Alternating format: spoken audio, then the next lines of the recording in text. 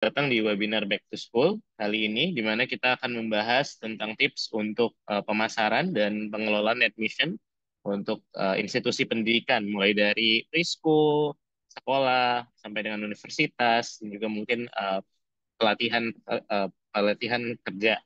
Gitu.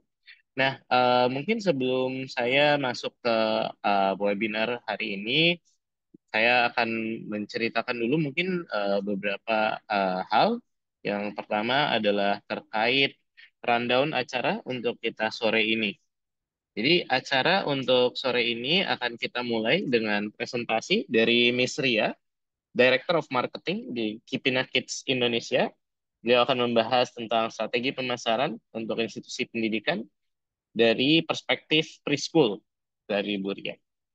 Lalu kemudian kita akan mendengarkan juga presentasi dari Mas Ozi. Mas Ozi di sini sebagai Social Media Manager dari Universitas Mercu Buana, di mana beliau akan menjelaskan tentang strategi pemasaran UMB. Dan selanjutnya kita akan ada presentasi dari Country Sales Manager Sliko, yaitu Mas Erlangga Pribadi, yang akan menjelaskan bagaimana Sliko bisa membantu end-to-end school admission process. Lalu baru kita akan tutup dengan sesi tanya jawab di akhir. Dan bagaimana caranya untuk bertanya? Mungkin teman-teman di sini masih kurang jelas gitu ya untuk prosesi tanya jawab. Ini saya akan sebutkan untuk house rules-nya. Jadi rules dari webinar ini kita akan menggunakan fitur Q&A untuk bertanya. Fitur Q&A ini bisa dicari di uh, tombol di bagian bawah dari Zoom teman-teman semua. Dan semua pertanyaan akan ditampung. Pertanyaan ini akan dijawab pada sesi Q&A yang akan diadakan setelah sesi semua speaker berakhir. Jadi kita nggak setelah satu speaker kita akan jawab, nggak, kita akan tampung semuanya dan akan dijawab di akhir secara bersamaan. Apabila ingin bertanya menggunakan fitur Q&A, tolong cantumkan nama, asal instansi, dan kepada siapa pertanyaan itu ingin ditujukan. Ini akan mempermudah nanti dari sisi moderator untuk menanyakan ke masing-masing dari narasumber. Dan ketiga, tidak semua pertanyaan akan dijawab. Tentunya moderator akan mensortir dan memilih pertanyaan-pertanyaan yang relevan dan juga yang kiranya bermanfaat untuk semua attendees. Dan terakhir, untuk rekaman webinar ini akan tersedia di website Sipho. Link akan dikirimkan ke email yang teman-teman sudah daftarkan setelah webinar ini selesai. Kurang lebih itu untuk house rules dari webinar hari ini. Dan saya lihat participants juga mulai semakin bertambah. Selamat datang semuanya. Kita langsung aja mulai sesuai rundown. Perkenalkan, di sini ada presentasi pertama kita dari Bu Ria Arini, Director of Marketing Cipinang Kids School. Halo, Miss Ria. Halo, selamat sore Mas Rizky, Mas Erlangga, Mas Ozi. Hari ini saya datang mau sharing-sharing aja sih, gitu ya. Baik, Miss Ria. Terima kasih Oke. banyak udah mau hadir dan menjadi narasumber pada acara kita hari ini. Dipersilakan Miss Ria untuk share screen dan silakan dimulai. Oke, boleh. Saya langsung share screen ya. Silakan Miss Ria. Oke. Ini saya mulai dari awal. Kita di sini mau ngomongin tentang marketing and education nih sebenarnya gitu. Biasanya kalau marketing and education tuh eh, kesannya ini ya kayak eh, berat-berat, gampang-gampang susah gitu. Oke. Nah, kita lihat dulu marketing in education di Indonesia tuh seperti apa sih gitu ya. Nah, ternyata ini kita bisa lihat bahwa di Indonesia sendiri marketing in education itu sebenarnya peringkat keempat di Asia Tenggara. Jadi boleh dibilang marketnya itu banyak banget gitu ya. Kita keempat setelah Singapura, Malaysia, dan Filipina. Ini saya ngambil source-nya ini dari berbagai macam artikel, juga dari Good Stats gitu ya. Nah, mungkin kalau kita berbicara beberapa tahun ke belakang ya, pertumbuhan untuk marketing education ini tidak secepat ini gitu ya. Kurang lebih 15 tahun ke belakang lah. Kita bisa lihat brand-brand education itu sebenarnya ya itu lagi gitu ya. Kita tahu nama sekolah tuh ya itu lagi gitu. Cuma beberapa tahun belakangan ini memang pertumbuhannya itu masif banget gitu ya. Pastinya ini ada penyebabnya nih. Penyebabnya adalah adanya internet kalau menurut saya. Adanya internet ini eh, membuat penyebaran informasi atau potensi beriklan itu bisa lebih cepat dan masif sehingga produk lebih cepat dikenali gitu ya. Jadi brand itu lebih cepat dikenali gitu ya, sehingga ujung-ujungnya pasti diperkirakan nih in the next few years gitu ya. Katanya education itu akan mencapai multi billion dollar value in the next coming years gitu ya. Nah, di sini kita lihat dulu segmennya itu siapa aja sih. Kalau segmennya itu di edukasi itu kita punya yang formal, non formal, informal. Yang formal itu ada early childhood education, seperti saya ini dari Kipina, ini early childhood education. Terus ada primary, ada secondary school, ada juga higher education kayak university, mungkin nanti bagiannya Mas Ozi nih, gitu. Ya, kita juga punya non formal, ini ada kayak kursus-kursus, training dan sebagainya, sama informal ada digital platform. Emang makin ke sini tuh makin gampang untuk mendapatkan pelatihan atau tutorial ataupun skill training gitu ya, karena kita tinggal cari apapun juga ilmunya tuh ada gitu. Nah, kita lihat lagi pemainnya siapa aja sih. Kalau dulu kan itu aja tuh brandnya. Kalau sekarang itu nambah gitu ya. Kalau dulu cuma kayak sekolah ya sekolah aja. Sekarang sekolah pun ada sekolah swasta, sekolah negara gitu ya. Eh, ada juga education technology companies. Kita lihat sekarang banyak banget bermunculan. Ada ruang guru, ada Zenius, ada Kuiper, ada sekolahmu. Ini baru sedikit contoh yang bisa saya berikan gitu. Dan ini mereka tuh menawarkan skill-skill yang beraneka ragam ya. Jadi tergantung kita maunya apa, kita tinggal cari platformnya apa, dan semudah itu kita temukan untuk belajar. Jadi nggak susah lagi sekarang untuk belajar gitu ya. Ada juga professional training, sertifikasi, dan sebagainya. Nah, melihat ini semua kita tahu bahwa pertumbuhan edukasi di Indonesia ini sebenarnya cukup cepat ya. Makanya dia nomor 4 di Asia Tenggara gitu.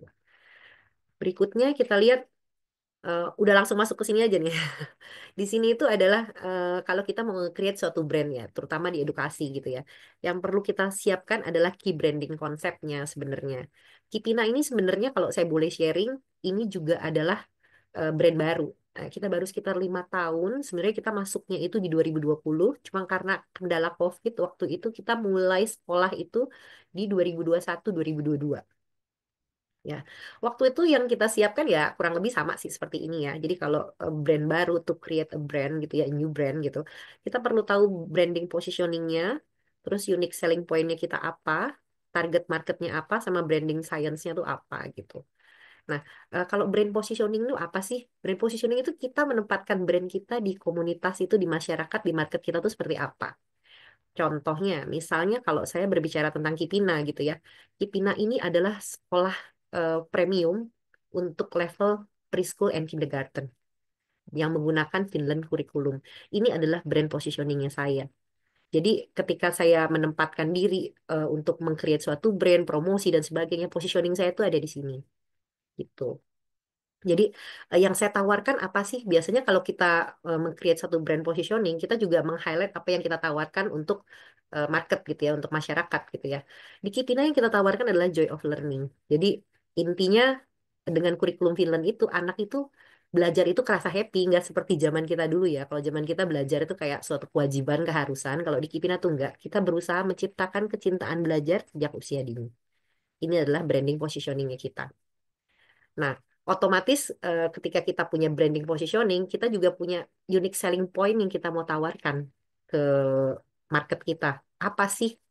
Nah, kalau ambil contoh Kipina lagi, saya share tentang Kipina lagi. Kita punya unique selling point itu tentunya ada di Finland kurikulumnya gitu ya. Finland kurikulum itu adalah salah satu kurikulum terbaik di dunia.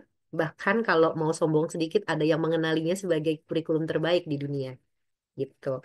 Ini adalah kita punya unique selling point. Terus yang kedua kita punya Finland Trained Teachers. Finland Trained Teachers ini adalah guru-guru yang tersertifikasi dari universitas di Finland, di Hame University Finland. Nah, yang ketiga unique selling point kita adalah world class facilities. Jadi karena kita memang segmennya brand positioning kita adalah premium level gitu ya, tentunya fasilitas kita itu ngimbangin, ngikutin juga gitu. Nah, ini tadi ketika kita masuk ke satu market, pastinya kita sudah tahu dulu audiens kita tuh siapa gitu. Jadi target marketnya siapa? Sebelumnya mungkin kita sudah survei dulu gitu ya. Apakah market kita ini sesuai dengan brand kita ini sesuai dengan target market kita gitu.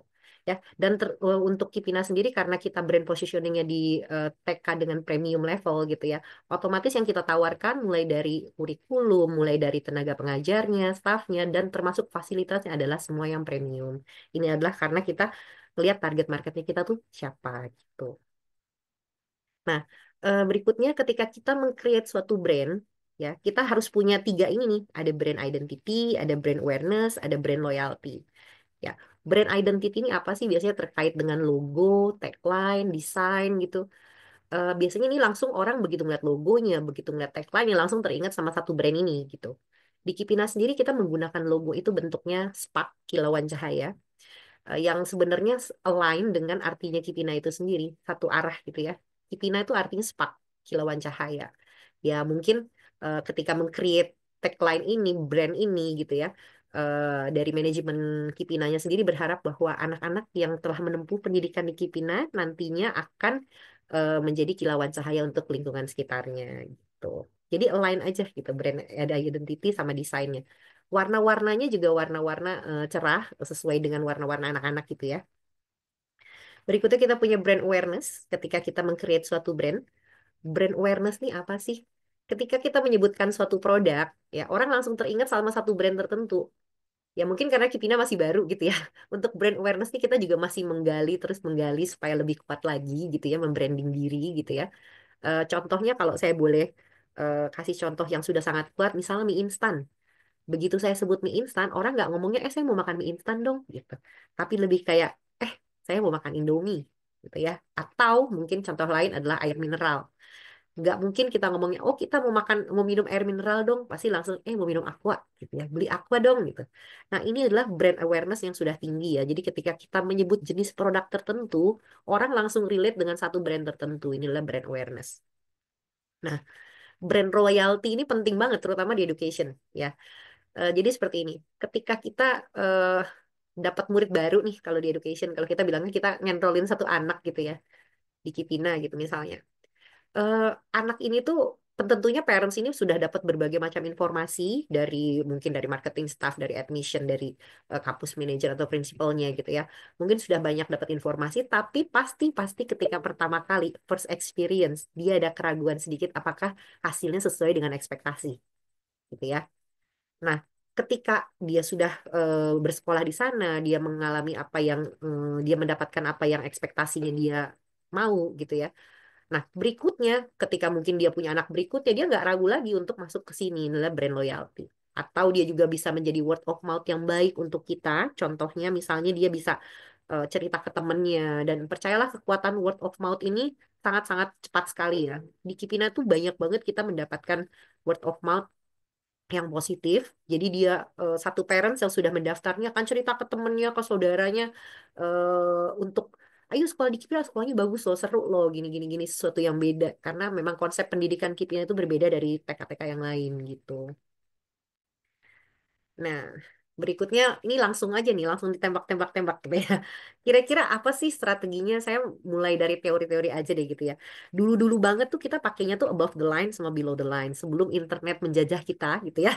Kita tuh pakainya di dunia edukasi tuh menurut saya dua ini gitu ya. Above the line itu biasanya yang jangkauannya luas. Contohnya misalnya eh, saya pengen beriklan di Videotron, saya pengen beriklan di internet. Jadi sekali kita memasang satu informasi gitu ya, audiensnya tuh besar dan luas gitu. Tujuan dari Above the Line ini biasanya adalah untuk create brand awareness ya. Jadi informasinya memang mungkin nggak banyak, tapi karena orang udah sering lihat logonya, terus lihat alamat, nomor telepon, jadi udah tahu oh ini ada produk namanya Kipina gitu ya, dia sekolah TK gitu. Jadi orang tuh udah tahu gitu. Nah, kalau below the line itu kebalikannya dari above the line nih. Dia justru audiensnya sedikit. Jadi mungkin daya jangkaunya nggak banyak karena harus ketemu alias direct marketing gitu. Nah, sekolah ini biasanya itu tradisional caranya seperti ini. Dia harus ketemu, harus trial class, harus open house, harus exhibition untuk bisa ketemu sama parents-nya gitu ya. Nah, kok kalau misalnya audiens sedikit tetap dipakai sih cara ini? Betul. Kenapa? Karena kalau dengan direct marketing ini, informasi yang disampaikan itu sebenarnya lebih banyak ya dibanding kita pakai iklan yang cuma sekedar di flyer aja atau di Videotron yang cuma durasinya sebentar gitu ya. Tapi kalau ketemu langsung, mungkin staffnya itu bisa menjelaskan itu dengan lebih lengkap, lebih komplit, sehingga customer ini tahu apa sih keunggulan produk tersebut gitu. Nah, kita bergeser ke satu lagi yang Through the Line. Through the Line itu gabungan ketika sudah ada kecanggihan internet ini gitu ya. Kita jadi media beriklannya itu bisa yang jangkauannya luas, tapi nanti ujung-ujungnya tetap dibawa langsung ke produk itu sendiri. Contohnya apa? Contohnya kayak Meta Ads ya. Misalnya kita scrolling iklan eh, apa TK, cari iklan TK gitu ya. Terus begitu diklik, ada tulisannya chat WhatsApp link gitu ya. Itu langsung direct ke nomor call centernya gitu. Ini artinya kita membawa yang dari jangkauan luas langsung ke produknya itu sendiri gitu. Dan Through the Line ini merupakan kombinasi yang baik sekarang karena bisa dapat leads yang banyak dengan penanganan yang cepat juga karena langsung dibawa ke nomor call centernya atau langsung ke onsite venue-nya gitu ya, ke tempat lokasinya gitu. Nah, langsung aja dibuka kira-kira apa sih yang dilakukan di sekolahan kurang lebih dengan tiga strategi tadi. Tadi kan in general ya. Kalau praktek nyatanya apa tuh? Gitu ya. Ini saya bagi jadi tiga, ada ETL, BTL, Through the Line juga. Di ETL ini kita bisa pakai Meta Ads Paid Promotion ya. Jadi dengan kita pasang iklan di Meta Ads otomatis jangkauannya luas gitu. Instagram and Facebook paid promote juga. Videotron banner, website, Google Ads sama TikTok ini bisa kita kategorikan dimasuk di ETL, termasuk di ETL.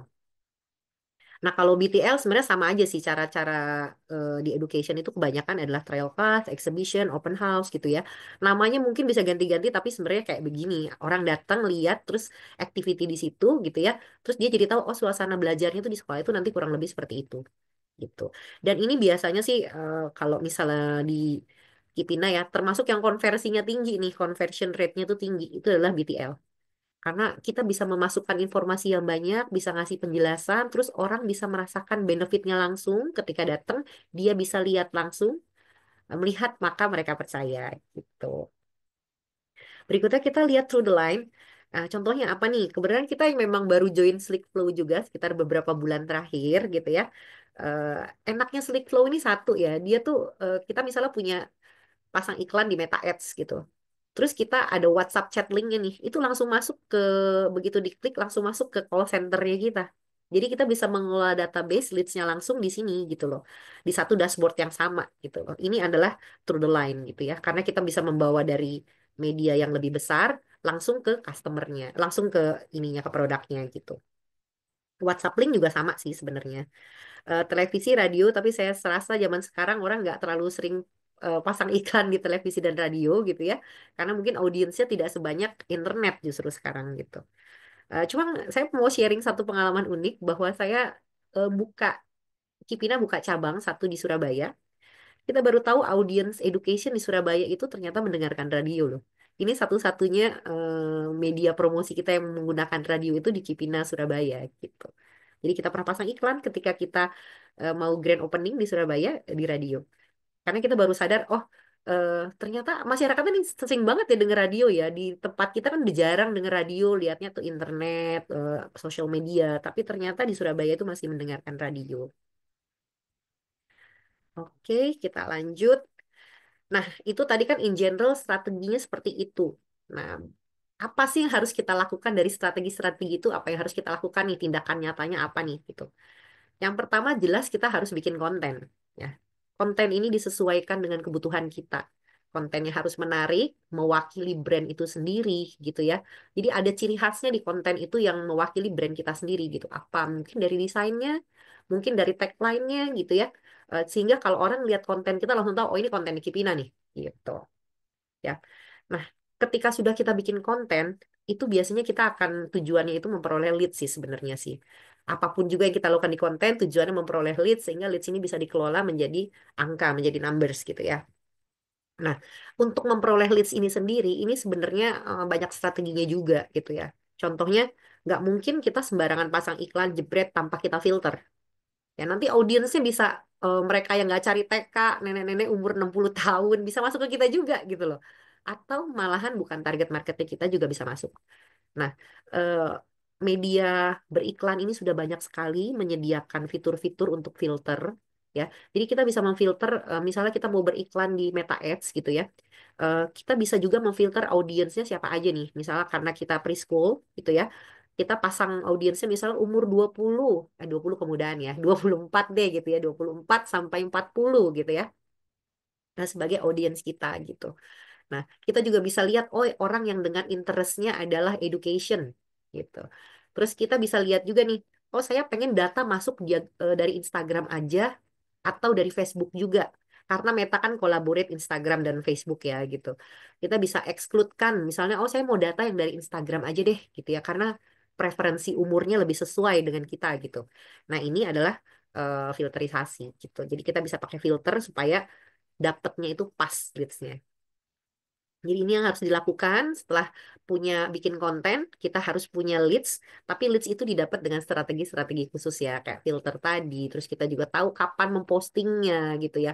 Dipostingnya dengan konten dengan eh, karakteristik yang seperti apa gitu. Karena tidak semua konten itu kita post, itu orang tuh suka gitu. Jadi kita ada eh, trik-triknya sendiri. Harus dipost jam berapa, yang algoritmanya lagi kenceng gitu ya. Terus juga mungkin kontennya itu harus eye catching gitu ya, nggak boleh yang biasa-biasa aja gitu, terus nggak boleh terlalu rumit desainnya karena orang akan kesulitan untuk baca gitu loh. Terus kadang-kadang jadi pertimbangan juga eh, enaknya pakai flyer atau pakai video ya, reels ya gitu. Nah itu jadi pertimbangan sesuai dengan kebutuhan kita sih sebenarnya. Nah, berikutnya ketika kita sudah punya database nih, biasanya kan kita proses. Saya termasuk orang yang suka sekali sama pengelolaan database. Menurut saya salah satu kunci suksesnya, eh, kalau bisa dibilang sukses gitu ya, karena Kipina itu grow-nya so fast gitu ya, dan dengan tingkat pertumbuhan yang cukup tinggi, saya bilang salah satu kunci kesuksesan pertumbuhan yang tinggi di Kipina ini adalah pengolahan database. Ya, jadi orang suka nanya nih, apa sih rahasianya gitu ya? Kadang-kadang mau dijawab kasih tahu nggak ya gitu. Di sini saya kasih tahu semuanya. Sebenarnya ya di pengolahan database. Nah, tapi pengolahan database itu membutuhkan satu SDM yang benar-benar qualified ya. SDM yang qualified ini nggak bisa didapat begitu aja, pastinya harus lewat training juga gitu. Di Kipina kita juga punya training, trainingnya itu berkala gitu. Dan ini untuk menghandle leads-leads yang dihasilkan dari konten tadi gitu. Karena percuma nih, kita udah punya konten bagus, terus kita punya leads banyak, spend budget gede di Meta ataupun di Instagram promotion gitu ya.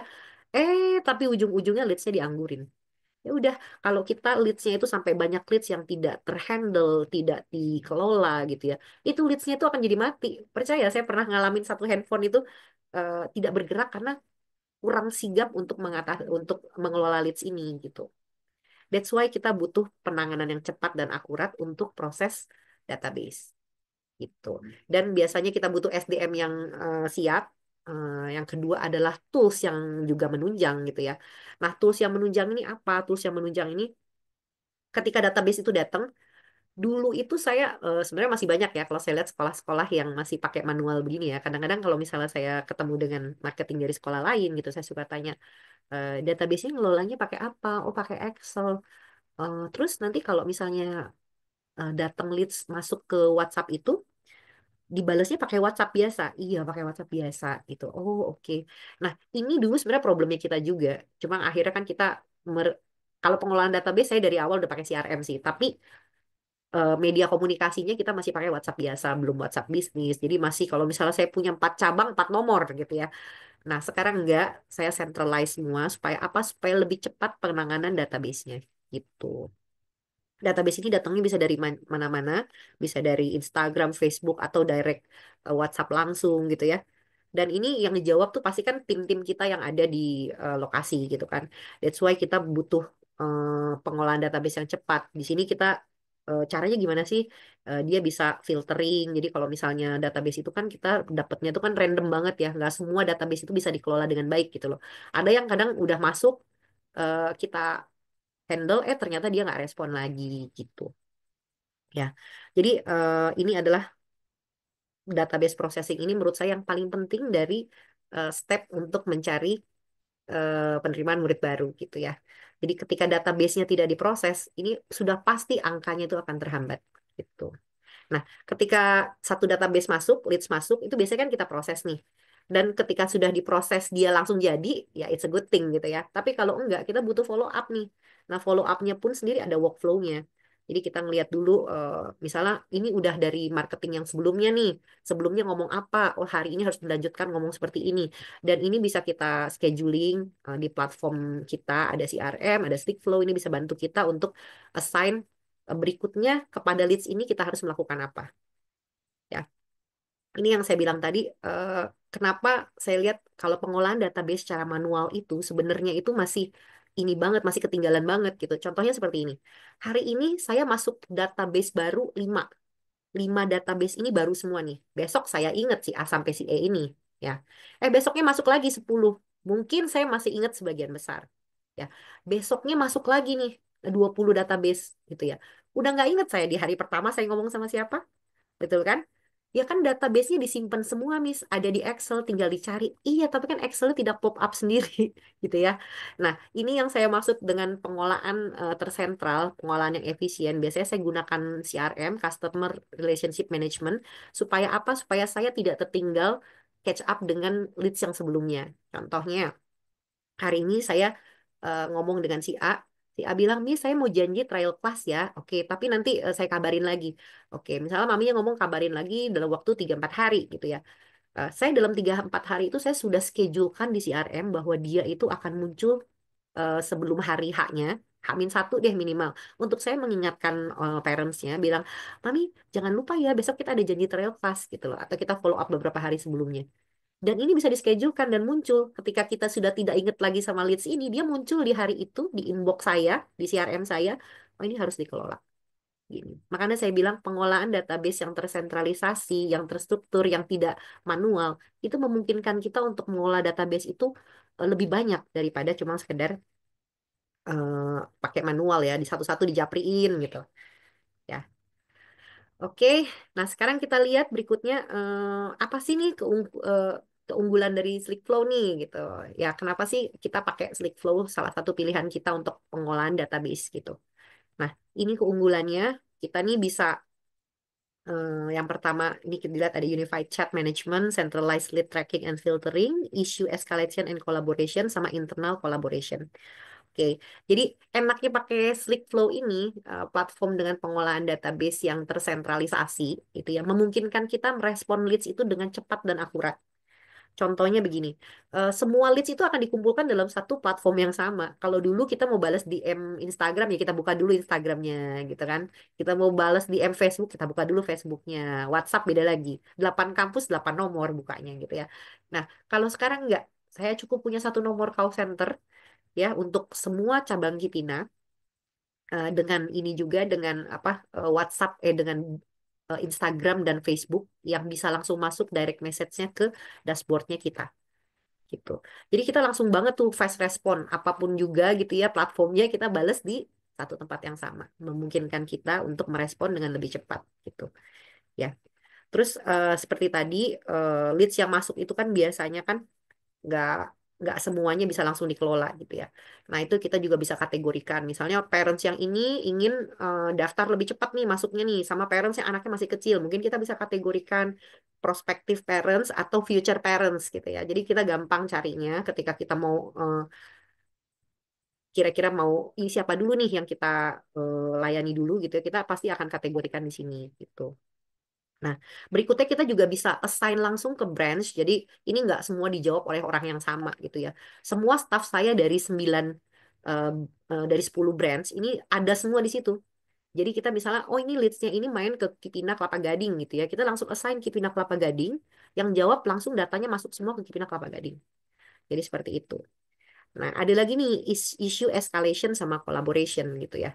Contohnya begini, kadang-kadang misalnya ada tim saya di tempat sana yang butuh eskalasi keputusan yang lebih lanjut yang nggak bisa dia putusin. Contohnya kayak gini, Miss ini minta diskon lebih nih, katanya begini begini begini gitu ya. Itu biasanya dia bisa langsung mention saya di dashboard yang sama, sehingga saya bisa langsung jump in langsung ke leads-nya itu sendiri. Jadi saya bisa langsung putuskan apakah yang mau saya berikan ke leads itu gitu ya. Nggak usah nunggu jawaban saya dulu di WhatsApp terus nanti dia balik lagi ke parentsnya gitu itu nggak usah. Saya bisa langsung jamin gitu.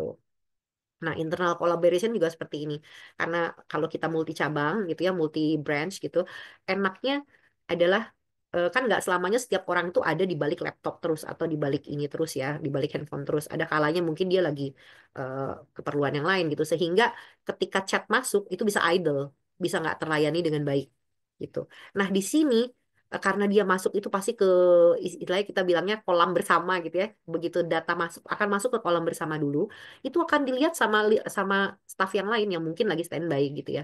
Dan dia bisa langsung kolaborasi, bantu jawab apa yang kira-kira eh, mau ditanyakan sama parentsnya gitu loh. Ya ini enaknya nih, jadi langsung fast respon, spot on gitu ya, terus efisien kalau menurut saya. Nah ada lagi keunggulan-keunggulan lain, contohnya ya ini tadi udah leads categorization, jadi sudah dikategorikan supaya kita pelayanannya lebih lebih cepat dan spot on. Nah satu lagi data security. Dulu saya nampung leads itu adanya di Excel, ya di CRM. CRM sebenarnya udah oke, tapi kan tetap aja data itu harus ditampung juga di handphone nih untuk gampang dikontak gitu ya. Kebayang ya tuh handphone dibawa-bawa sama staff saya kalau dia pulang, kalau dia pergi gitu. Once itu hilang, hilanglah database-nya gitu. Dan kalau sekarang nggak perlu karena ada semua di situ di platform itu, sehingga kita kalau misalnya mau scroll history juga ada di situ gitu. Nah, ini juga kita juga bisa custom remarks. Biasanya kalau kita pakai WhatsApp biasa nih, misalnya eh, kita udah biasanya kan kalau misalnya education tuh dia nanya dulu tanggal lahir tanggal berapa gitu ya, nama orang tuanya siapa. Itu biasanya ada di pembicaraan awal. Terus ketika pembicaraannya sudah banyak, terus kita membutuhkan data itu kita scrolling lagi gitu ya. Di sini nggak usah karena begitu diklik di samping informasinya itu kita sudah ada datanya. Jadi kita tinggal klik di bagian information, itu data tampil semua, data nama anak siapa, apa yang pernah dikasihin sama ini siapa gitu ya. Eh, jadi enaknya seperti itu. Satu lagi ada broadcast ini sama ini fitur di WhatsApp ada juga di situ. Dan yang sangat disukai sama tim saya itu adalah mobile accessibility-nya. Jadi dia memang bisa diakses di mobile sehingga memungkinkan nggak bekerja terus-terusan di belakang laptop gitu. Jadi tinggal dibawa-bawa pakai handphone kayak WhatsAppan biasa aja. Nah, ini ada yang mau saya tambahin ya. Satu lagi kelupaan bahwa keunggulannya salah satunya itu ada fitur AI-nya juga ya. Jadi dia tuh bisa ngerisam. Jadi misalnya kita udah ngomong sama satu orang panjang lebar gitu ya. Kan pasti males ya scroll lagi ke atas tuh.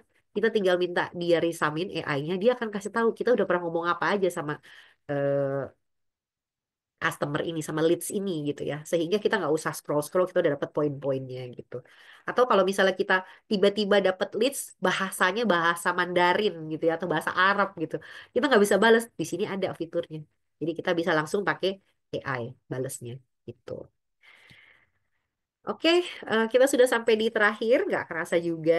Eh, jadi kalau in education itu menurut saya mengolah leads itu very critical, sangat penting.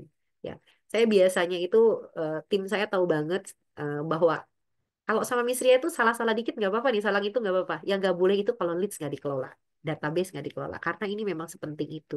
Karena kalau leads nggak dikelola, apapun yang kita sudah lakukan sebelumnya, konten, strategi marketing itu jadi nggak ada apa-apa, nggak ada artinya. Gitu.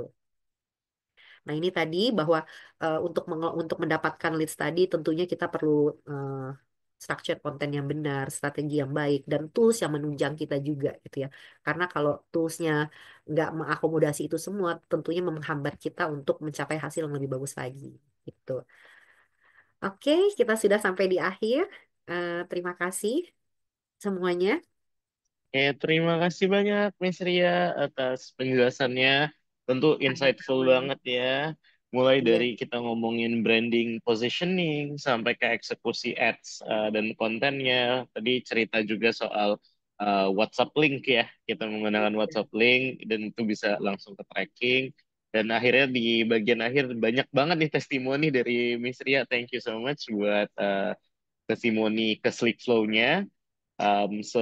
Sekali lagi terima kasih Miss Ria. Mungkin boleh round of applause dulu buat Miss Ria. Thank you, Mas Rizky. Thank you. Oke, ini belum selesai nih teman-teman. Ini masih banyak banget agendanya buat hari ini. aku lihat ini attendees-nya udah mulai nambah, eh, dan sekarang kita udah ada di sekitar 28 attendees. Oke, nah aku cuma pengen mengingatkan lagi buat yang pengen nanya, mumpung di awal-awal ya, mungkin pertanyaannya akan lebih gampang terbaca. Silakan masuk ke bagian Q&A, ada di bagian bawah dari Zoom-nya. Setelah masuk ke Q&A, langsung masukkan aja pertanyaannya. Nah, untuk masukin pertanyaannya, silakan cantumkan juga nama, dan asal institusi, dan juga mungkin pertanyaannya apa gitu ya. Karena kenapa nama ini penting? Karena tadi kita juga sempat bagiin link untuk yang kesusahan masuk, yang nggak dapat link lewat email, itu semuanya pakai link aku. Jadi kelihatan nih, namanya cukup banyak ya yang pakai nama Rizky Nur Hadi, ini padahal bukan aku nih gitu. Em, jadi kalau bertanya tolong dimasukkan namanya supaya kita tahu nih dari mana, dari instansi mana nih yang bertanya gitu. Oke, thank you antusiasmenya teman-teman. Kita akan masuk ke agenda kita yang kedua, yaitu akan ada presentasi dari Mas Ozi yang merupakan Social Media Manager di Universitas Mercu Buana. Oke, aku um, spotlight dulu nih Mas Ozinya. Oke, selamat Selamat sore Mas Ozi. sore Mas Rizky, Mas Erlangga, dan Bu Ria khususnya. Baik, Oke, Mas Rozi. sudah siap Mas Ozi? Gimana? Sudah siap untuk Sudah, presentasi? sudah. Baik. Oke, kalau gitu aku serahkan ke Mas Ozi, dipersilakan untuk share screen dan boleh mempresentasikan strateginya di Universitas Mercu Buana. Oke. Oke, pertama saya ingin mengucapkan terima kasih dulu ya buat Mas Rizky yang telah memberikan saya waktu dan tempat untuk mengisi pada ini apa nih, sharing session kali ya, sharing session online atau talk show online, online kali ini di Zoom. Dan saya juga mengucapkan terima kasih juga buat semua teman-teman yang telah hadir, walaupun saya bukan bukan bukan apa namanya tuan rumah gitu.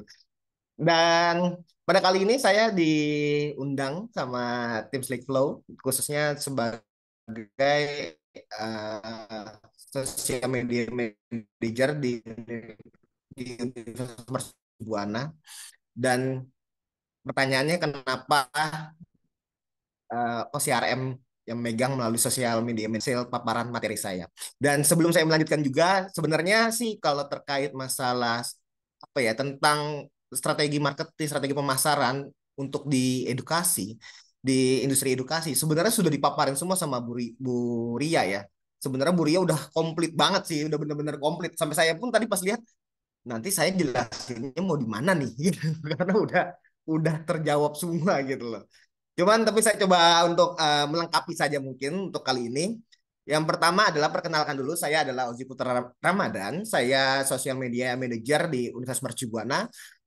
Sosial media yang mana yang dikelola, yang sosial media yang dikelola adalah yang officialnya yang @Universitas Buana. Dan saat ini Mercu Buana untuk sosial medianya kita ada beberapa channel yang kita punya, yaitu yang pertama Instagram, yang kedua pasti Facebook ya, karena itu bagian rangkaian dari grupnya Meta.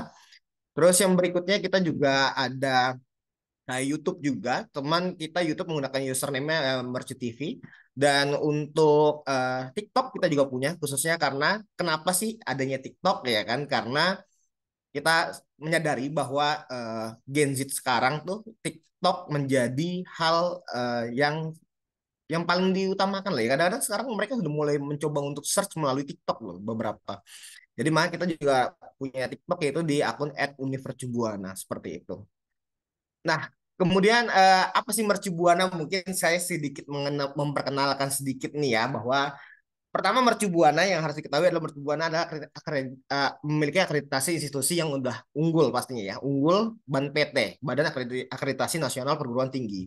Dan Mercubuana sudah berdiri sejak 22 Oktober 1985. Lebih tepatnya di tahun ini Mercubuana akan menginjak 4 dekade.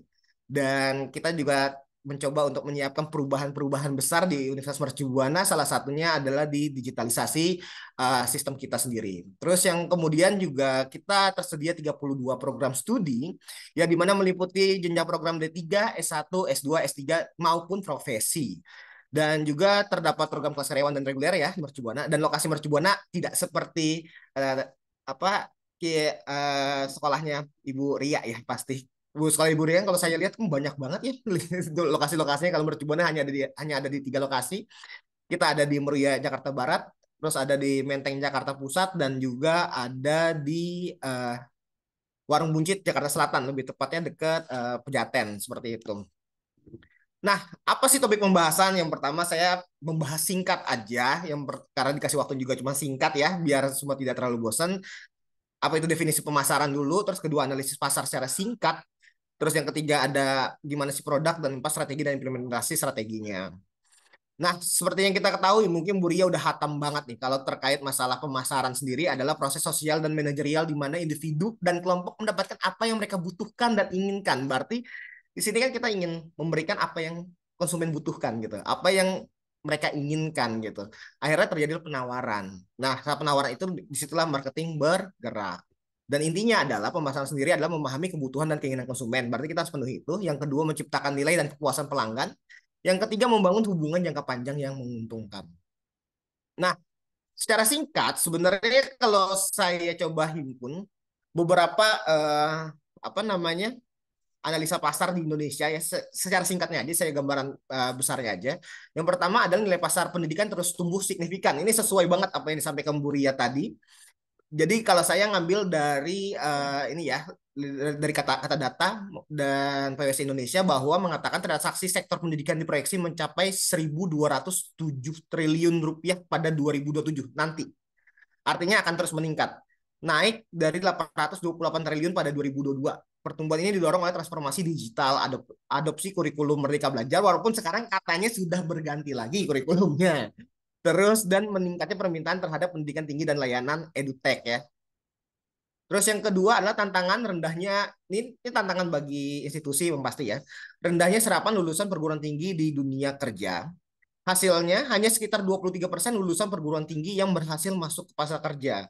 Nah, bagaimana Mercu Buana menjawabnya? Mercu Buana yang pasti adalah saat universitas itu kan saat calon mahasiswa ataupun orang tua walinya saat menyekolahin anak di Indonesia itu masih banget tuh mereka ijazah itu masih ada nilainya gitu. Mereka masih kadang-kadang beberapa perusahaan masih melihat ijazah itu penting gitu.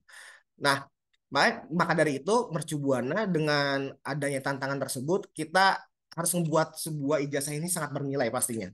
Bukan hanya dari brand, karena brand pun juga ternyata mampu mempengaruhi apa namanya kredibilitas dari universitas itu sendiri sebenarnya. Terlepas daripada akreditasi dan kualitas pembelajarannya itu sendiri ya.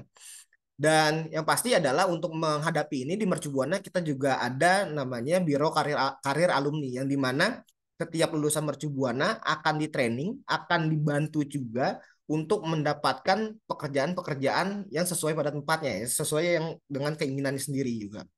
Dan disclaimer juga bahwa di sini dikatakan dari DN juga setiap tahun terdapat sekitar 3,45 juta pencari kerja baru. Artinya sudah banyak banget ya, termasuk 1,65 jutanya itu perguruan tinggi universitas dan juga 1,8 jutanya lulusan SMA, SMK dan MA. Oke, jadi di sini kita bisa lihat ada kesenjangan output yang pasti ya.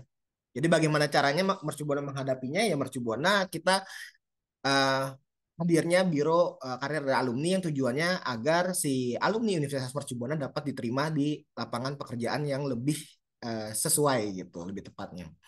Terus yang berikutnya apalagi kesempatan digitalisasi pendidikan meningkatkan daya saing. Nah, sebenarnya kan dalam topik ini kan saya di acara Sleepflow ini yang bicara di program Sleepflow ini sebenarnya kan Sleepflow ini perusahaan teknologi ya, berbasis di teknologi dan lebih tepatnya di CRM-nya itu sendiri ya.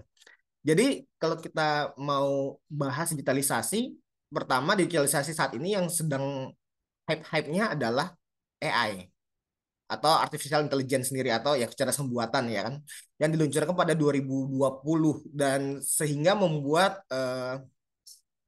persaingan teknologi itu begitu sangat masif. Bahkan kita sudah bisa menemukan bahwa AI sendiri aja sudah bisa membuat sebuah gambar tertentu dan bahkan AI sendiri saja akhir-akhirnya saya melihat malah AI sudah bisa bikin program tertentu. Jadi kita bikin program bisa menggunakan artificial intelligence. Nah, dengan hadirnya Sleekflow, makanya sebenarnya saya agak-agak sedikit ceritakan bahwa saya disampaikan kata Mas Erlangga akan ada nih di Slipflow menggunakan sistem AI. Nah, tadi juga sudah disampaikan sistem AI yang dimaksudnya adalah yang disampaikan oleh Buria itu sendiri. Gitu. Terus yang berikutnya ada peluang di edutech ya pastinya ya karena ada perkembangan teknologi dan sebenarnya adalah di sini kita bisa lihat bahwa edutech sendiri adalah salah satunya menggunakan sistem LMS ya, Learning Management System ya. Memang kita institusi ini berbeda dengan institusi perguruan tinggi berbeda sekali dengan apa namanya sekolah seperti yang Buria pegang ya. Kenapa? Karena baik lagi kalau institusi perguruan tinggi ini kita sangat tergantung banget dan market kita itu adalah orang-orang pekerja, khususnya kelas karyawan. Dan juga ada juga sih yang masih baru lulus SMA langsung masuk ke Mercubuana gitu, ada. Namun balik lagi terkadang di Indonesia itu banyak banget karyawan-karyawan yang memang harus naik jabatan itu harus sekolah lagi. Nah, jadi makanya market kita cukup besar. Untuk Mercubuana marketnya cukup besar ditopang oleh kelas karyawan seperti itu. Jadi, nah kelas karyawan ini kan profilnya orang sibuk-sibuk ya kan. Nah, makanya kita mengadakan yang namanya pembelajaran blended learning yang dimana mahasiswa itu belajar itu bisa dari mana aja kayak gitu untuk memudahkan pastinya. Nah, cuman nanti apa sih kaitannya gitu kan sama dengan CRM? Nanti saya kaitkan. Nah, ngomong-ngomong masalah produk di industri saat ini kan sebenarnya bukan industri saat ini ya. Secara analisa itu adalah produk itu tingkat keterlibatan konsumen ada dua, ada low involvement, ada high involvement. Apa bedanya? Kalau low involvement itu kan yang pasti harganya murah dan terjangkau, resiko pembelian rendah, sering dibeli berulang, konsumen tidak terlalu memikirkan secara merek. Jadi kayak misalkan kita beli air minum, ya kan? Kita sadar gak sih saat kita beli air minum, kita tuh tidak butuh lihat lebih jauh. Yang penting kita ambil itu bisa dari pengaruh brand atau bisa juga dari pengaruh mungkin lihat harga. Misalkan kita nggak punya uang nih, uang kita terbatas gitu kan. Kalau kita mengejar harga murah, kita akan ambil barang-barang yang murah. Misalkan merek-merek minuman kayak Indomaret, Alfamart yang sudah ada brandnya atau air air gunung. Namun ketika kita apa namanya mungkin punya uang, kita bisa aja langsung ambil Le Mineral atau ambil Aqua atau ambil Equil mungkin sekali yang lebih mahal lagi gitu. Cuman tapi balik lagi itu tidak butuh keputusan dari orang lain. Jadi cuman sesuai kitanya inginnya keinginan kita secara langsung. Nah, sedangkan pendidikan pendidikan itu adalah tingkat keterlibatannya adalah high involvement. Di mana yang pasti harga relatif mahal ya. Pendidikan itu tidak murah ya. Terus yang kedua adalah risiko pembeliannya tinggi. Yaitu maksudnya ada kalau misalkan kita sudah bayar di Universitas Mercubuana misalkan bayar 20 juta, tiba-tiba tidak lulus, akhirnya kan ijazahnya hilang. 20 jutanya juga hilang, ijazah nggak keluar, 20 jutanya juga hilang. Terus emosional dan fungsional juga. Terus juga berdampak besar terhadap kehidupan sama status sosial. Nah, tadi yang saya bilang bahwa di Indonesia kita masih banget nih butuh yang namanya ijazah untuk keperluan status sosial itu sendiri.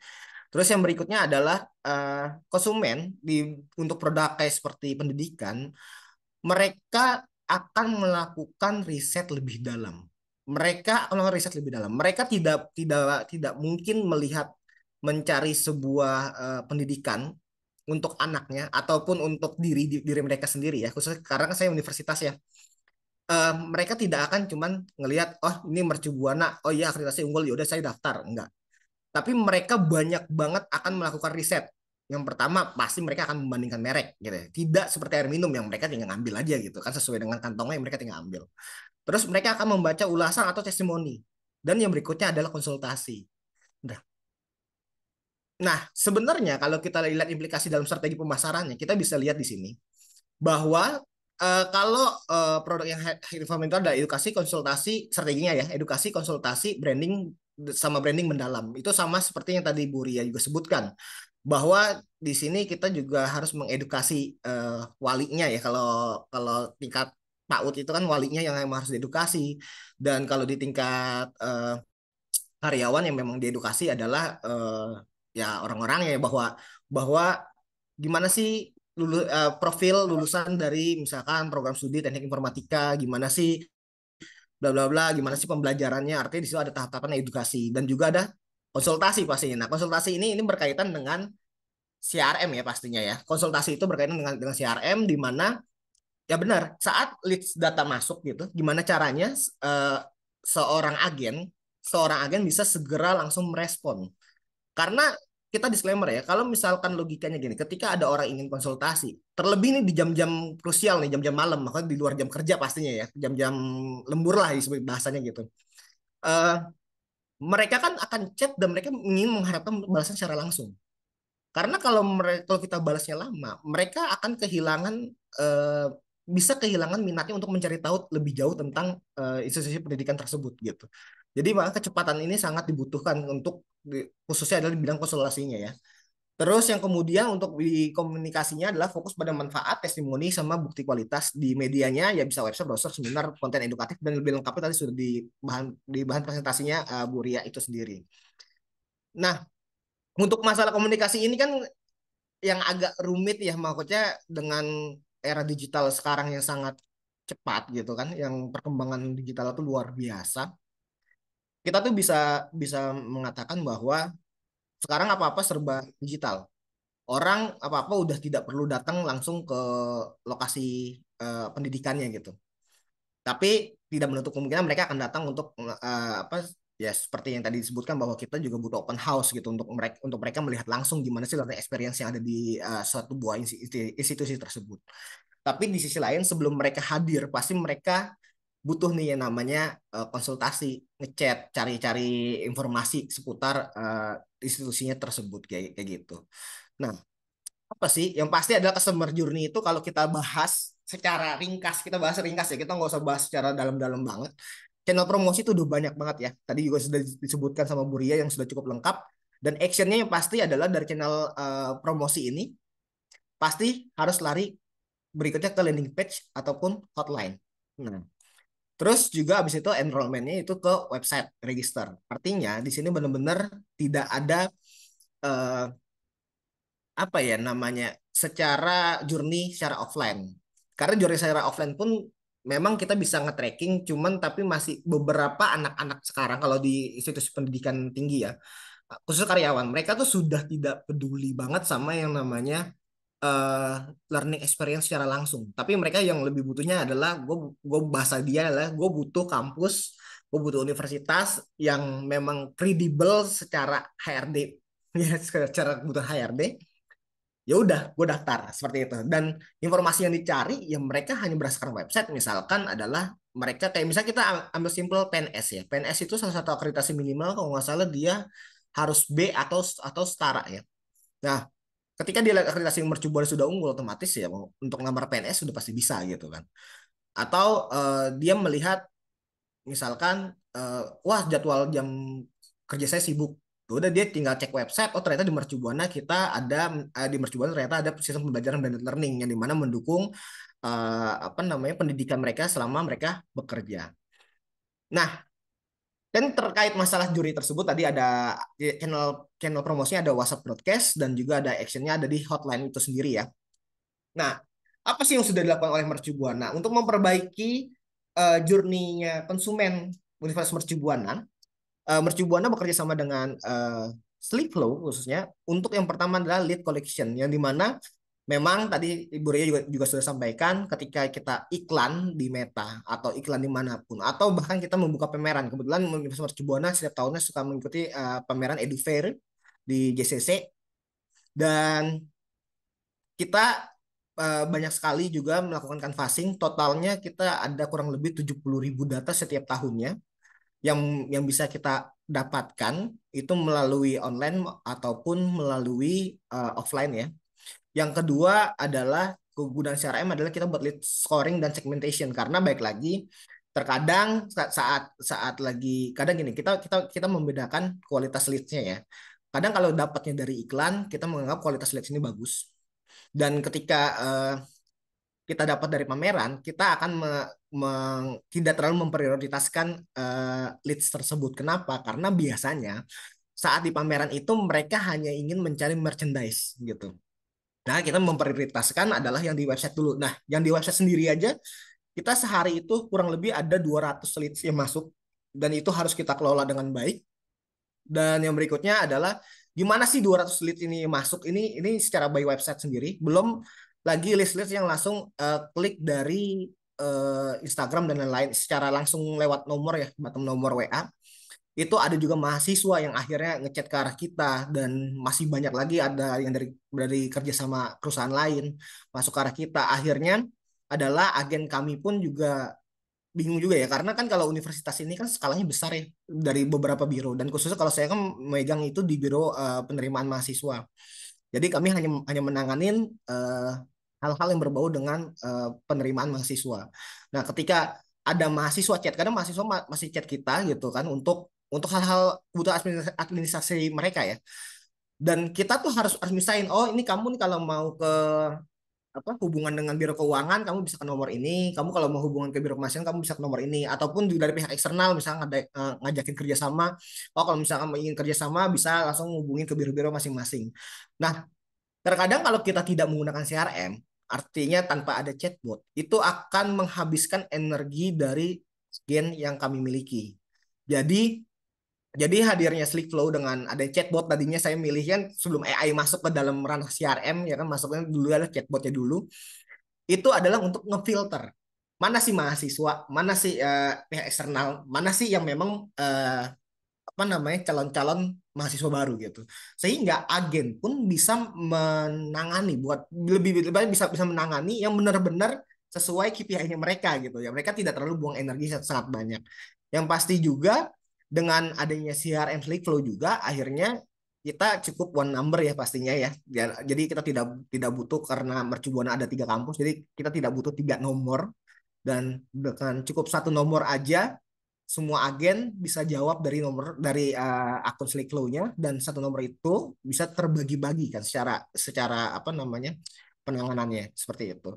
Terus yang berikutnya kita juga ada communication automation ya tadi ya yang terkait mas chatbot. Terus yang ketiga pipeline management, di mana ya memang di Flow kita bisa menambahkan label ya. Kita bisa menambahkan label mana yang kalau di Mercubuana kita ada namanya form salt, ada yang namanya intake gitu kan, dan mana yang udah foam salt, mana yang udah intake, karena penanganannya pun berbeda. Nah, misalkan kalau seandainya dia masih foam salt, terus kemudian hari ini, bulan ini kebetulan Mercubuan ada potong 4 juta, dia belum melakukan pembayaran uang kuliah, kita bisa ngeblast nih dengan informasi potongan 4 juta tersebut melalui aplikasi Flow. Sehingga saat kita blast pun nanti kan akan ada kickbacknya juga, kita juga bisa mengukur berapa sih yang orang akhirnya interest lagi terhadap aplikasi terhadap apa namanya Universitas Mercubuana seperti itu sendiri. Terus juga ada tax and reminder management. Ini masih belum digunakan kalau di Mercubuana, namun kami dengan sistem baru, kami juga sedang membangun sistem pendaftaran yang lebih seamless ya. Ini sedang coba di API-nya sedang dimasukkan agar tujuannya setiap pembayaran payment itu akan terkonfirmasi melalui WhatsApp gitu. Jadi kadang ketika orang bayar uang besar kan tidak mungkin kalau cuma lihat email aja biasa gitu kan. Kadang butuh verifikasi lebih lanjut, kayak misalkan butuh WhatsApp yang namanya centang hijaunya itu sendiri, green tick-nya itu sendiri. Sehingga mereka saat pembayaran uang yang lebih besar ini lebih percaya gitu. Jangan sampai mereka, logikanya aja kita kalau pembayaran hanya disuruh lewat WhatsApp kan kayaknya ragu ya. Nah, jadi dengan adanya Flow dibantu dengan green tick-nya, dan kemudian juga dengan reminder management yang begitu instan yang pasti. Jadi ketika ada pembayaran nanti akan dapat WA, dan ketika belum bayar pun akan dapat WA lagi gitu. Jadi biar si sistem ini orang selalu diingatkan gitu, tanpa harus agen turun langsung untuk mengingatkan apa terkait paymentnya gitu. Terus yang berikutnya adalah reportnya sama analitik. Nah, reportnya sama analitik ini di Flow menurut saya sangat berguna, sangat berguna, karena mengingat bahwa sebelum hadirnya Flow di Mercubuana, kami sangat kami sangat bingung mana agen yang memang kinerjanya baik, mana agen yang kinerjanya kurang baik. Nah, dengan adanya reporting dan analitik ini membantu kami untuk mempush lah istilahnya agen-agen yang memang menurut kami dia layak di tempat tersebut. Kalau mereka tidak layak, mereka akan ditempatkan di sisi lain.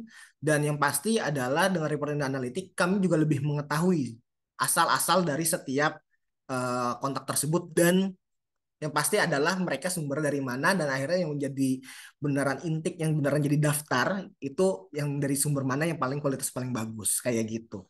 Itu yang dilakukan oleh Mercubuana terhadap CRM yang bekerjasama dengan Flow.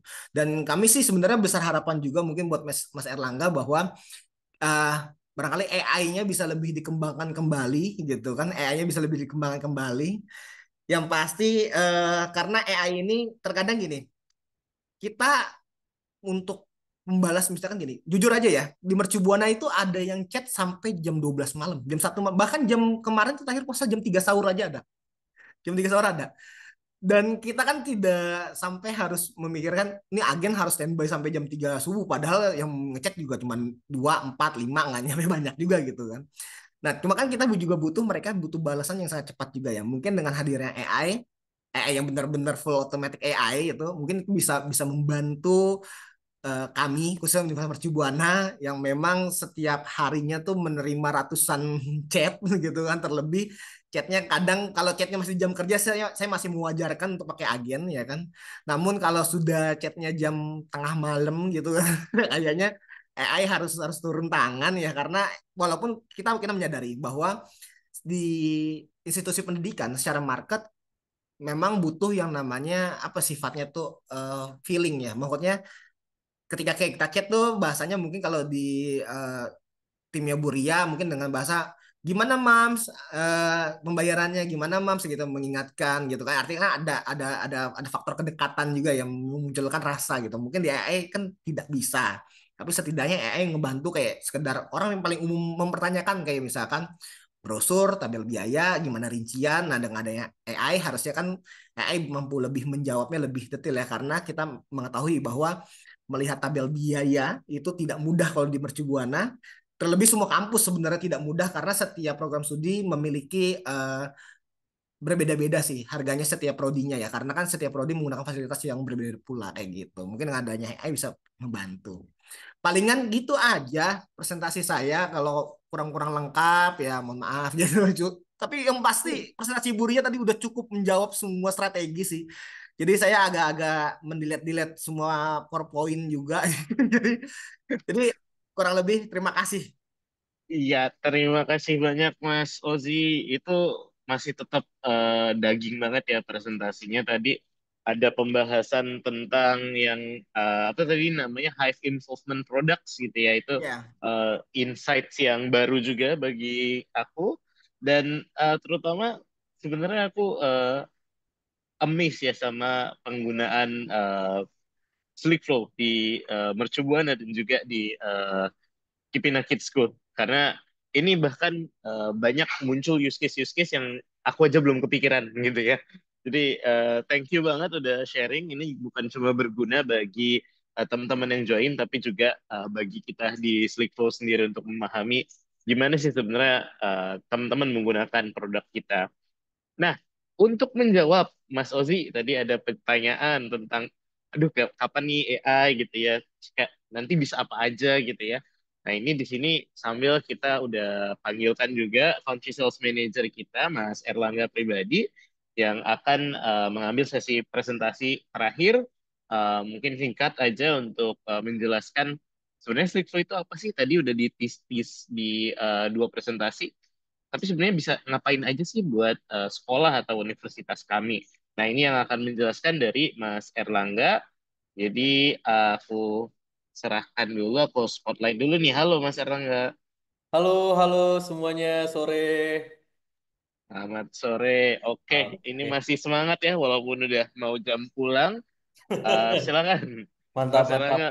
Ya, mungkin terima kasih banyak juga nih Mas Rizky dan juga Miss Ria dan juga Mas Ozi ya udah sempetin waktunya untuk webinar hari ini untuk ngisi webinar kita, dan seneng banget bisa ketemu lagi walaupun sekarang lagi virtual ya. Cuman nanti feel free banget kalau misalnya pengen kita ketemuan lagi, mungkin kita datang ke kantornya ataupun ke kampusnya untuk bisa ngobrol-ngobrol lagi. Nah, mungkin buat teman-teman semua yang udah datang hari ini terima kasih banyak juga. Mungkin sebelum saya mulai, izin saya memperkenalkan diri dulu, yang karena kan kalau kata orang, kalau tak kenal maka tak sayang, seperti itu. Jadi mungkin perkenalkan kembali, saya Erlangga, atau biar akrab panggil aja Rangga, selaku Country Sales Manager di Sleek Flow, yang dimana mungkin pada kesempatan kali ini kita akan lebih ngejelasin optimizing the end-to-end school admission process.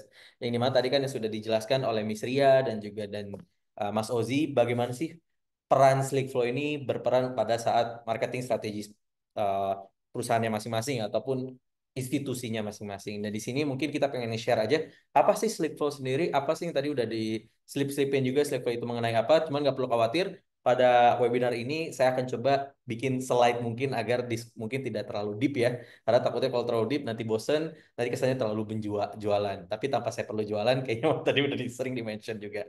Nah mungkin sedikit menjawab dari Mas Ozi tadi juga, AI-nya tuh kapan sih yang bisa dimulai? Nah disitulah ini kita bantu share juga. Jadi memang kalau Sleekflow sendiri, secara generalnya kita merupakan omni-channel conversational AI suite, yang dimana dalam satu dashboard, kalian bisa integrasikan baik itu WhatsApp, Facebook Messenger, Instagram, website live chat, ataupun hingga sampai Telegram dan masih banyak lagi di dalam satu dashboard Sleekflow. Jadi kayak tadi udah di-share juga nih dengan Mas Ozi dan juga Miss Ria. Jadi baik itu chat yang datang dari Instagram, dari Facebook, ataupun WhatsApp, itu semua tinggal buka satu dashboard aja. Baik itu melalui website, ataupun laptop, desktop, ataupun bisa menggunakan handphone. Lalu dengan teknologi AI kita juga bisa melakukan integrasi baik itu dengan CRM, payments, e-commerce, bookings, dan masih banyak lagi, ataupun seperti analytics. Dan juga kalau misalnya ini seperti kasusnya seperti Mercubuana ingin melakukan pengiriman reminder otomatis, ataupun begitu ada aksi pembayaran langsung ngirimin pesan WA otomatis, itu juga bisa karena di Sleekflow sendiri kita sudah open API. Nah, sejak tahun 2019 kemarin, kita juga sudah kerjasama dengan lebih dari 5 global customers, yang khususnya untuk di industri-industrinya yang sudah kerjasama dengan kita, itu baik dari e-commerce retail, financial service, ataupun yang pada kesempatan kali ini mungkin kita bisa share itu dari sisi education, yang dimana di sebelah kanan itu bisa lihat nih logo-logo yang sudah bekerjasama dengan kita, baik itu seperti ke sekolahan, seperti ke preschool seperti Communal Kids, ataupun Universitas Mercu Buana, ataupun misalnya yang non-formal seperti courses dan semacamnya itu seperti Activates juga sudah menggunakan Sleekflow. Nah, tadi mungkin saya sedikit iseng membaca question yang udah pernah ditanya. Ataupun ada juga yang menyampaikan, iya kita banyak melakukan upaya, teman list sudah ada banyak, tapi banyak yang nggak bales secara baru chat hello cuman hilang, seperti itu. Nah, ini mungkin yang kita bisa bring up juga nih pada kesempatan kali ini. Kak, mungkin hilang itu bisa juga ada masalahnya di sini nih. Yang mana respon time sendiri, berdasarkan data yang kita dapatkan, 77% konsumen di Indonesia itu memilih dibalas dalam waktu rentan 1-2 menit.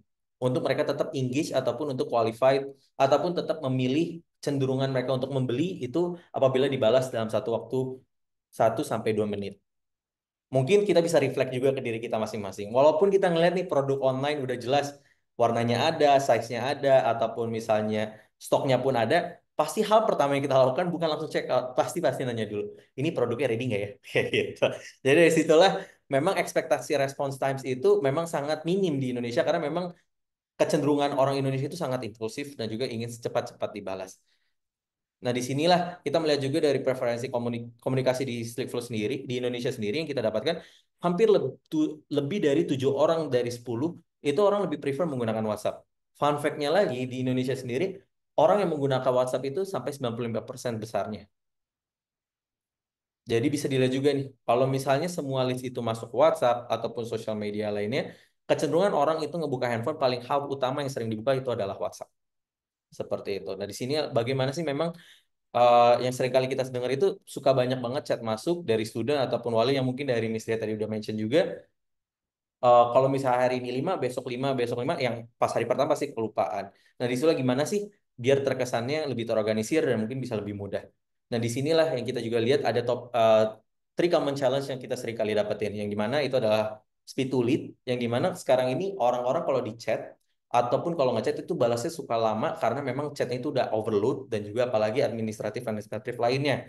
Terutama kalau misalnya orang ngechat itu kan pasti nggak langsung beli, pasti mereka ada proses konsultasi dulu, pengen tahu lebih lanjut sebelum akhirnya komit untuk suatu komitmen yang mungkin memasukkan anaknya sampai 6 tahun lamanya, 12 tahun, dan mungkin lebih lama lagi. Dan sekarang ini makin banyak mungkin ya orang tua milenial ataupun sekarang ini udah mulai Gen Z juga yang mereka sudah lebih aware mengenai pentingnya edukasi, karena pada pengalamannya kayak misalnya contoh beberapa orang yang sudah pernah melakukan sekolah di sekolah negeri dan segala macam, mungkin pengalamannya kurang kurang maksimal, yang pengen lebih baik untuk generation selanjutnya. Dan juga mungkin yang common challenge lainnya itu yang kita sering lihat adalah database management. Yang dimana terkadang businesses ataupun institusi itu suka lupa kalau mereka database yang mereka punya itu sebetulnya udah ada potential value-nya. Coba selalu fokus untuk dapat data baru, padahal lupa untuk reflect apa yang udah ada saat ini. Dan juga tentunya optimasi optimasi dalam penggunaan data ataupun memaksimalkan integrasi antara data dan tag tersebut. Dan di sini yang kita suka lihat bahwa tantangan tersebut juga seringkali dihadapi pada saat menghadapi sales funnel tuh. Yang dimana di sales funnel sendiri kan itu ada prospek, lead assignment, lead qualifying, lead nurturing, dan juga enrollment. Yang dimana enrollment di sini kita maksud adalah closing menjadi mahasiswa ataupun siswa segala macam. Yang dimana dari top funnel sendiri kalian pasti sudah melakukan seperti lead targeting ataupun misalnya seperti brand awareness, baik itu lewat ads, baik itu secara digital, offline, ataupun semacamnya. Namun pada saat leads-nya sudah masuk, tidak ada preparedness bagaimana leads ini akan di-assign. Misalnya datang ke WhatsApp, misalnya WhatsApp-nya baru dipegang sama tim admission aja, tapi pada tim admission itu sedang tidak available ataupun sedang menghadapi orang secara offline, hasil leads itu menjadi bocor karena tidak terfollow up dengan proper. Yang dimana saat udah leads itu sudah bocor, misalnya udah dijawab, qualifying pun tidak sesuai dengan yang diharapkan ataupun ada beberapa hal orang dikiranya leads baru ternyata orang tua murid saat ini yang tiba-tiba menghubungi chatnya itu hanya untuk sekedar kebutuhan hal-hal yang mungkin tidak relevan seperti itu.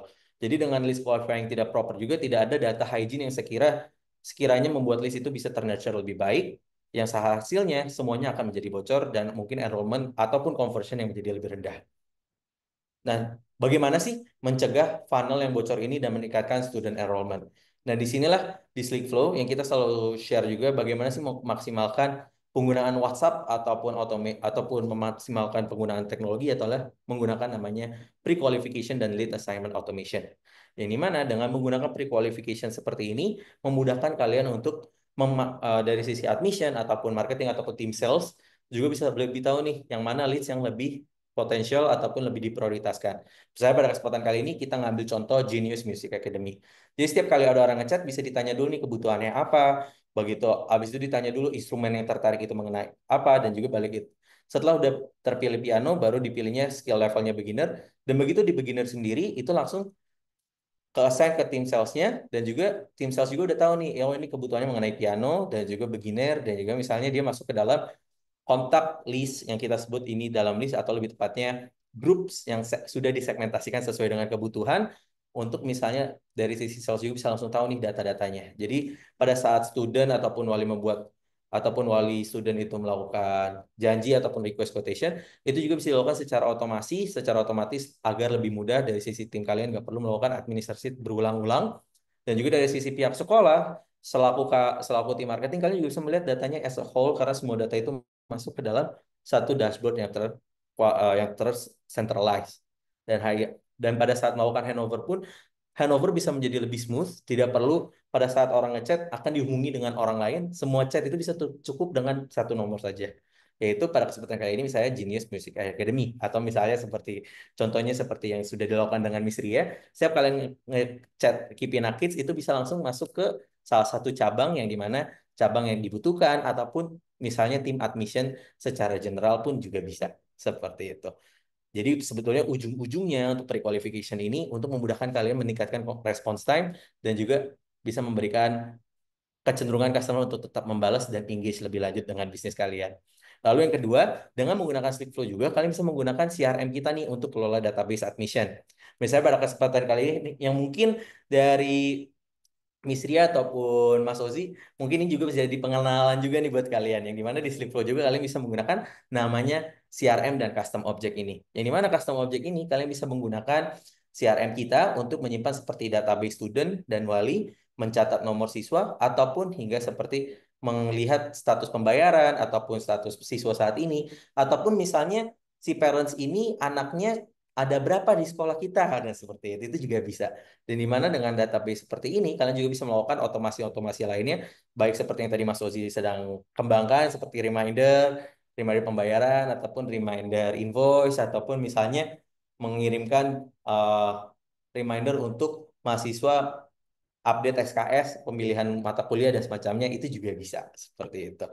Dan juga last but not least, di Slickflow juga kita ada namanya analytics nih, yang dimana di analytics kita ini, kalian bisa melakukan optimasi campaign dan memonitor respon rate dan conversions juga. Yang dimana di Slickflow sendiri kita sudah ada 3 jenis analytics, baik itu secara conversation, campaign, dan juga ada yang baru nih yang namanya conversion. Jadi misalnya nih Bapak dan Ibu sekalian di sini melakukan ads, yang dimana langsung datang ke WhatsApp, Kalian pengen tahu nih, membandingkan campaign A dengan campaign B, melakukan A/B testing. Dan begitu terlihat, bisa kelihatan nih campaign A ini menghasilkan leads lebih banyak, tapi conversionnya lebih rendah. Tapi sedangkan campaign B, leads-nya itu tidak lebih sedikit, tapi ternyata conversionnya lebih banyak. Nah, pada kesempatan kali itu, kalian bisa juga melakukan evaluasi apa yang salah, ataupun apa yang perlu dibenahi, dan mungkin dijadikan evaluasi. Karena sebetulnya semua yang kita bisa berikan ini adalah data dan bagaimana kalian bisa menggunakan data ini untuk a better strategic objective decision making. Dan tujuannya adalah tentunya meningkatkan kualitas respons ataupun meningkatkan kualitas pelayanan dan juga bisa nge-tracking dari sisi conversion ataupun jumlah biaya yang kalian sudah lakukan dari melakukan ads ataupun campaign ataupun hingga sampai event-event lainnya seperti itu. Ya, jadi kurang lebih memang itu saja yang saya bisa share pada kesempatan kali ini. Tapi mungkin apabila kalian tertarik untuk explore lebih lanjut mengenai Slickflow, feel free banget untuk reach out ke kita. Kita bisa banget di reach out melalui WhatsApp ataupun kalian bisa juga langsung submit form di website kita. Itu semua akan dihubungi oleh satu nomor kita ataupun oleh tim representatif kita. Jadi terima kasih banyak atas waktunya semuanya. Saya Erlangga. Uh, Looking forward to meet you guys in person ataupun have a talk more with all of you karena we always want to eager to help you in any way seperti itu. Terima kasih banyak atas waktunya. Selamat sore.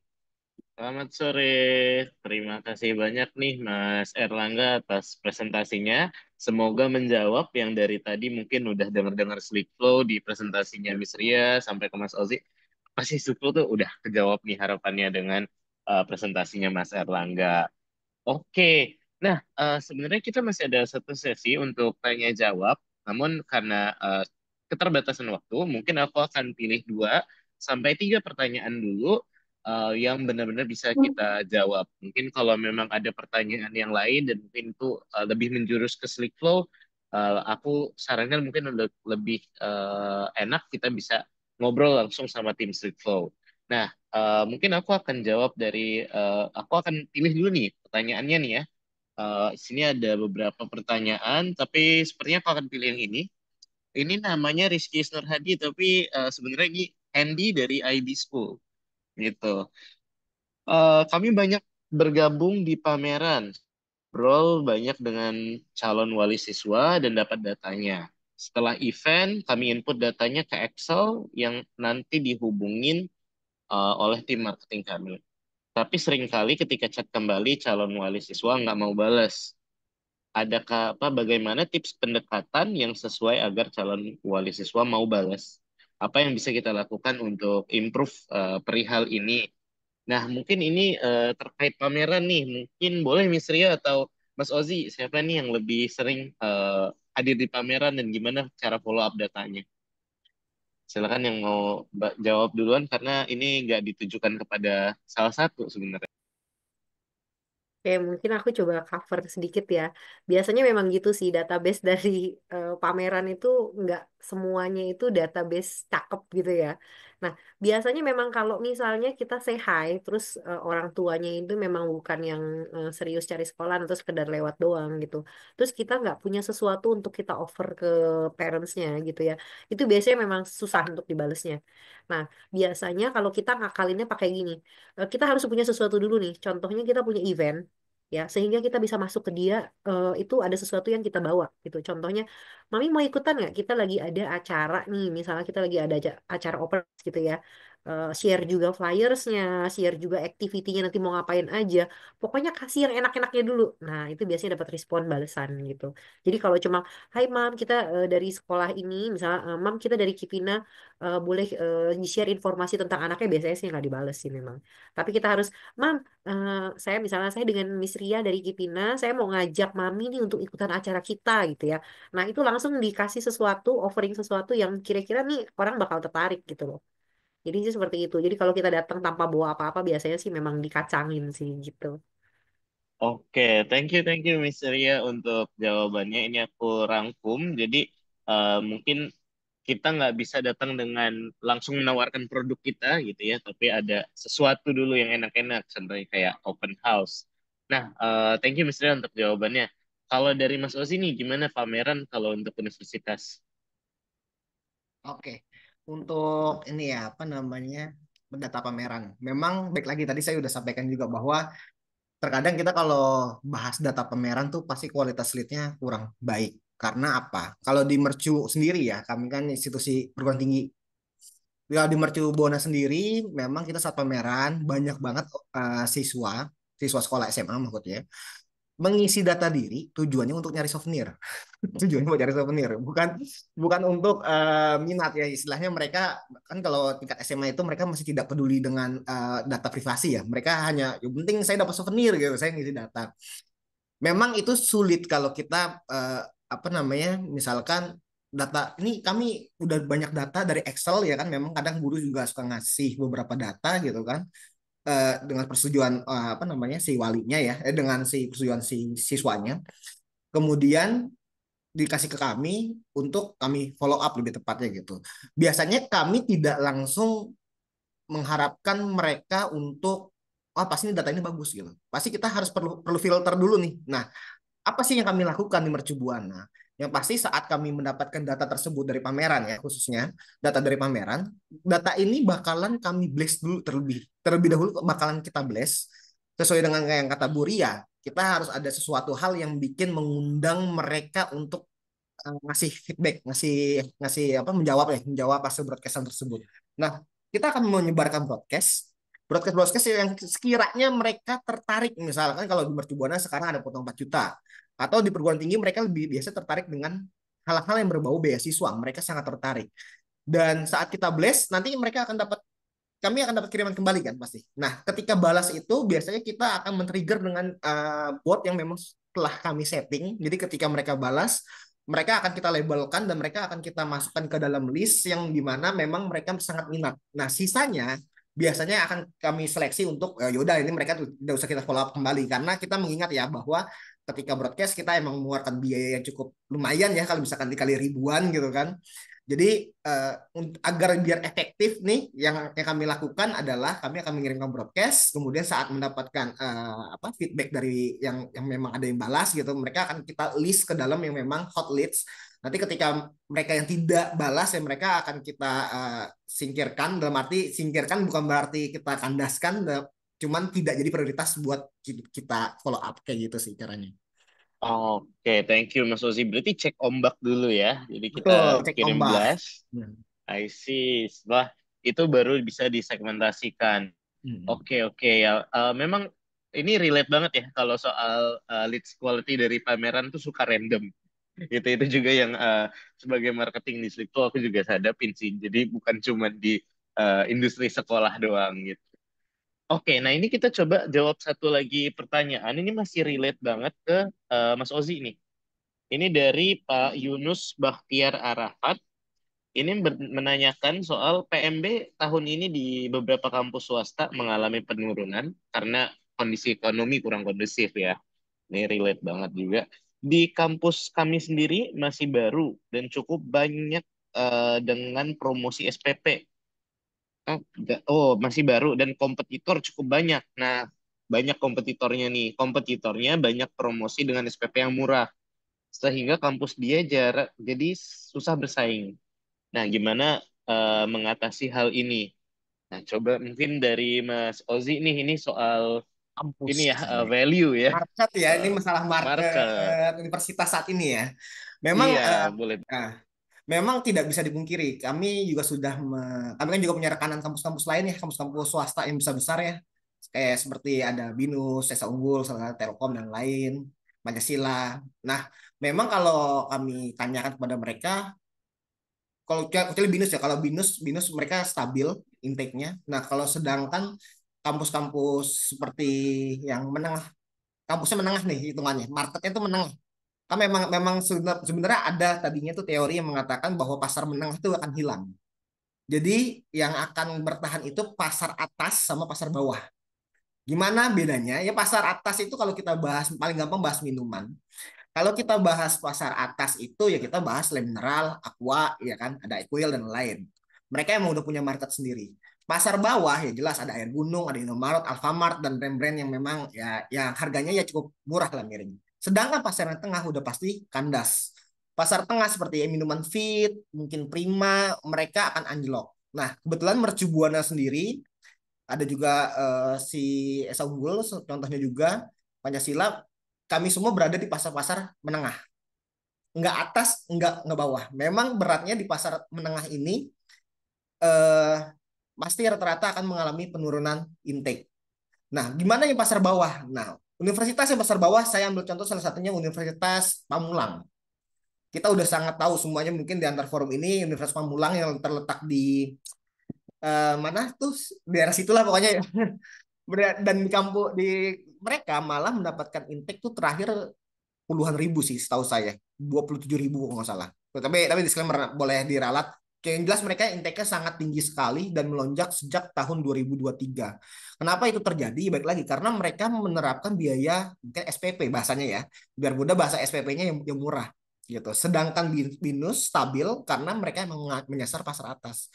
Nah, pasar bawah, pasar menengah ini yang memang sedang goyang di Indonesia. Nah, apa yang dilakukan kan gitu ya? Pertanyaan apa yang harus dilakukan? Yang pertama adalah kita tidak mungkin kalau namanya universitas atau kita menjual sebuah produk, tidak mungkin kita menurunkan harga. Anggap yang tadinya tahun ini kita jual harga 20 juta gitu kan, tiba-tiba tahun ini kita jual karena marketnya lesu, kita jual jadi 10 juta gitu. Kita jual kita potong 50% ya, kita jual 10 juta. Saat kita jual 10 juta pasti secara marketing pun juga kurang baik pastinya ya kalau ketika kita menyebutkan seperti itu.